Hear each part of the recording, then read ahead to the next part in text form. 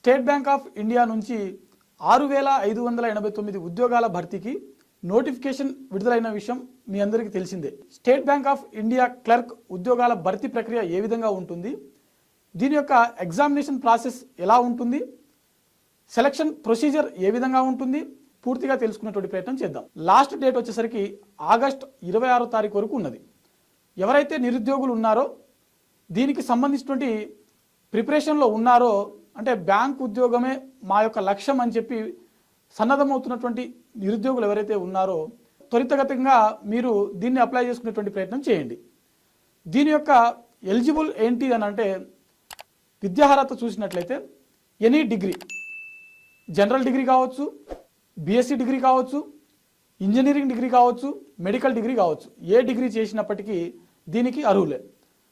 అయితే దీని యొక్క ఏజ్ లిమిట్ చూసినట్లయితే 20 నుంచి 28 సంవత్సరాల మధ్యలో ఉన్నటువంటి ప్రతి ఒక్కరు కూడా దీనికి అర్హులే. ఓబీసీ, ఎస్సీ, ఎస్టీ మరియు ఇతర వర్గాల వారి కొంతవరకు వయోపరిమితి అనేది ఉన్నటువంటి విషయం మీరు గమనించాలి.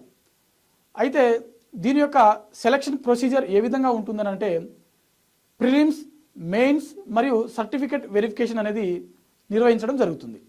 దీంట్లో మనము ప్రిలిమ్స్ ఎగ్జామ్లో ఉన్నటువంటి ప్యాటర్ను, సిలబస్ ఏంటి అనే దాని గురించి ఒకసారి తెలుసుకుందాం.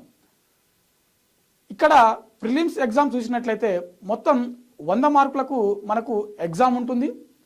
ఈ 100 మార్కుల్లో మనకి ప్రధానంగా 3 సబ్జెక్టుల నుంచి ప్రశ్నలు అడగడం జరుగుతుంది. ఇందులో మొదటి సబ్జెక్ట్ వచ్చేసరికి మనకు ఇంగ్లీష్ గ్రామర్, రెండో సబ్జెక్ట్ వచ్చేసరికి న్యూమరికల్ అబిలిటీ అంటే క్వాంటిటేటివ్ ఆప్టిట్యూడ్ అనమాట. మూడో సబ్జెక్ట్ వచ్చేసరికి మనకు రీజనింగ్ అండ్ మెంటల్ అబిలిటీ.